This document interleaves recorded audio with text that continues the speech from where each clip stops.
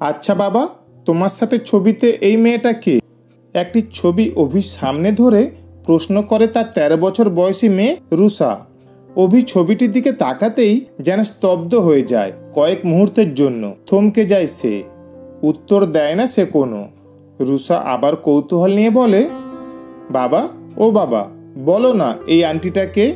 আচ্ছা বাবা, তোমাকে আমার মায়ের ব্যাপারে প্রশ্ন করলেই তুমি সবসময় বলো যে আমার মা আর বাবা দুজনেই নাকি তুমি। আমার মা অনেক দূরে থাকে, ওই আকাশে। আমি তো তাকে দেখিনি কখনো ছবিতেও। আচ্ছা, এই আন্টিটাই কি? রুষার প্রশ্ন ঠিক কি হতে পারে সেটা বুঝতে পেরে তার কথা শেষ হওয়ার পূর্বেই অভি উত্তর দেয়, না বেটা। তবে এটা কে? কেউ না। অভির কথাটা যেন খানিক উদাস শোনালো। অভির উত্তরে রুষার কৌতূহল যে খুব একটা কমলো তা নয়, তবে সে বিশেষ প্রশ্ন করল না আর। অভি থেমে শ্বাস টেনে নিজেকে স্বাভাবিক রাখার চেষ্টা করে শুধালো, তবে এই ছবিটা তুমি কোথায় পেলে রুষা? আলমারিতে? রুষা উপর নিচে মাথা নাড়ালো। সকালে আজ বাবার জন্য নিজের পছন্দ মতো একটা শার্ট বের করে রাখবে ভেবেছিল রুষা। অভি সেটা পরেই আজ অফিস যাবে। সেই ভাবনা নিয়েই আলমারিতে ঘাঁটাঘাঁটি করতে গিয়ে অভির শার্টের নিচ থেকে এই ছবিটা পায় রুষা। ছবিটা তখন ভাঁজ করে রাখা ছিল। ছবিটা নিজের সামনে ধরতেই রুষা বুঝতে পারে ছবিতে থাকা সেই যুবকটি হলো তার বাবা অভি। ছবির ভাঁজ করা অংশটা সোজা করতেই তার পাশে এক যুবতী মেয়েকে দেখতে পায় সে। মেয়েটিকে কিছুতেই ঠিক চিনে উঠতে পারে না রুষা। আগে কখনো দেখেছে বলে মনেও হয় না এই মেয়েটিকে সে। ছবিটাতে অভির হাত ধরে দাঁড়িয়ে আছে সেই মেয়েটা। তাদের দুজনের মুখেই রয়েছে হাসি হাসি একটা ভাব। ছবিটা দেখেই বোঝা যাচ্ছে বেশ অনেক বছরের পুরনো একটা ছবি এটা। ছবিটা দেখে একরাশ কৌতূহল এসে জড়ো হয় রুষার মনে। সেই জন্যই তো সে ছুটে আসলো বাবার কাছে, আর সেই সকল কৌতূহল নিয়ে। অভি রুষার হাত থেকে ছবিটা নিল। সে ছবিটা পাশে টেবিলের উপর রেখে মেয়েকে বলল, এইসব এখন রাখো, এসো তোমায় আমি খাইয়ে দিই। স্কুলে যেতে হবে তো তোমাকে তারপর। রুষা বাধ্য মেয়ের মতো মাথা নাড়ালো। বিছানার উপর উঠে পা ঝুলিয়ে বসলো সে। অভি খাবারের প্লেটটা এনে রুষার পাশে বসলো। এক লোকমা খাবার রুষার মুখে তুলে দিয়ে বলল, আচ্ছা রুষামা, চলো আজকে তোমাকে একটা গল্প বলি আমি। কি শুনবে? রুষার মুখে হাসি ফুটে উঠল। খাবারটা চিবোতে চিবোতেই সে বেশ উৎসাহিত কণ্ঠে বলল, শুনবো শুনবো, গল্প বলো প্লিজ। অভি মেয়েকে খাইয়ে দিতে দিতেই বলা শুরু করলো। গল্পটা একটা ছেলে আর একটা মেয়ের। সেই ছেলে মেয়ে দুজনে একে অপরকে ভালোবাসতো। তারা কথা দিয়েছিল একে অপরকে যে তারা সব সময় একে অপরের পাশে থাকবে, কখনো ছেড়ে যাবে না। এভাবেই কেটে গেল কিছুটা সময়।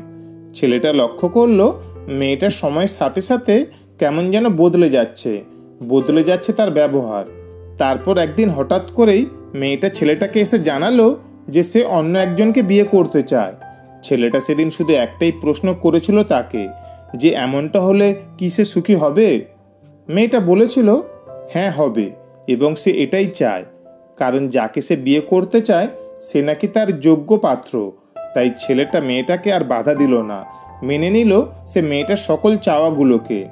মেয়েটা সেই ছেলেটাকে দেওয়া সকল কথাগুলো ভুলে অন্য একজনের সাথে সুখে সংসার বাঁধল। ছেলেটা নিজের জীবনে ধীরে ধীরে এগিয়ে যাওয়ার সিদ্ধান্ত নিল। নিজের কাজ, মা বাবা এইসব নিয়েই ব্যস্ত থাকা শুরু করলো সে। তবে সব কিছুর মাঝেও যেন একটা শূন্যতা তাড়া করে বেড়াতো ছেলেটাকে সব সময়। তবে তারপর তার জীবনে এলো ছোট্ট একটা রাজকন্যা। সে এসে যেন পুরো জীবনটাকেই বদলে দিল তার। ছোট্ট রাজকন্যা? রুষার প্রশ্নে অভিমুখে মুচকে হাসি টেনে উত্তর দিল, হ্যাঁ, ছোট্ট একটা রাজকন্যা। একদিন রাতে অফিস থেকে আসার পথে রাস্তায় একটা বাচ্চার কান্নার আওয়াজ শুনতে পায় সেই ছেলেটা। আশেপাশে ঠিকভাবে দেখতেই রাস্তার একপাশে কাপড়ে মোড়ানো একটি নবজাত শিশুকে পড়ে থাকতে দেখে সেই ছেলেটা।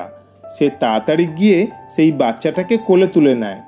কেউ যে ইচ্ছে করেই বাচ্চাটাকে ফেলে গেছে রাস্তার ধারে অন্ধকারে, এভাবে তা বুঝতে অবশ্য বিশেষ দেরি হয় না ছেলেটার মনে হয় ওর সাথে বাচ্চা মেয়েটার যেন মিল আছে এই জায়গায়। তাকেও একজন ছেড়ে চলে গিয়েছিল, আর বাচ্চা মেয়েটাকেও কেউ ছেড়ে গেছে, হয়তো নিজের সুখের জন্যই।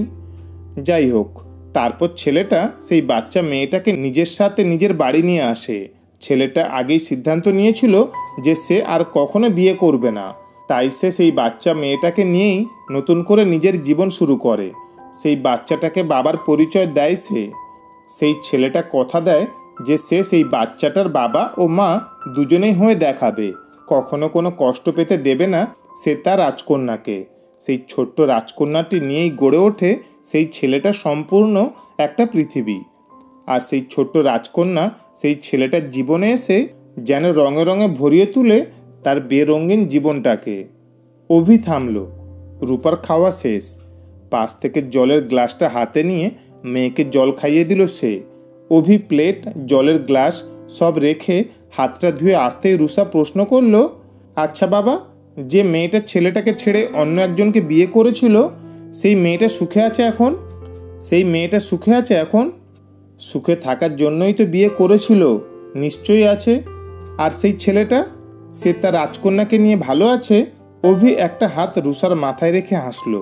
মৃদু মাথা নেড়ে বলল, প্রচণ্ড, খুব ভালো আছে তারা। রুষা হাসলো।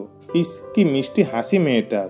মেয়েটার মুখের হাসি দেখলেই যেন জীবনের সব অপ্রাপ্তি, দুঃখ, কষ্ট ভুলে যায় অভি। রুষা পাশের দেওয়াল ঘড়ির দিকে তাকাতেই দেখলো তার স্কুলে যাওয়ার সময় হয়ে এসেছে প্রায়। রুষা উঠে দাঁড়ালো। নিজের স্কুল ব্যাগটা কাঁধে নিয়ে অভিকে বলল, বাবা, এখন তবে আমি স্কুলে যাচ্ছি, টাটা। আর হ্যাঁ, তুমি কিন্তু আজকের মতোই আমাকে পরে আবার গল্প বলে শোনাবে, কেমন? অভি মৃদু মাথা নেড়ে বলল, ঠিক আছে। রুষা রওনা দিল স্কুলে যাওয়ার উদ্দেশ্যে। রুষা চলে গেলে টেবিলের উপর রাখা সেই ছবিটা পুনরায় হাতে তুলে নিল অভি। ছবিটার দিকে কিছুটা সময় চেয়ে থেকে দীর্ঘশ্বাস ফেলল সে। অভি আপন মনে বলল, গল্প, শুধুই কি গল্প এটা? কিছু গল্প বোধ হয় এমনই হয়, তাই না? এই যে গল্প হয়েও সত্যি। শুনছিলেন আজকের গল্প, গল্প হয়েও সত্যি, কলমে রাজেশ্বরী দাস রাজি। গল্পটি ভালো লাগলে অবশ্যই শেয়ার করবেন। ধন্যবাদ।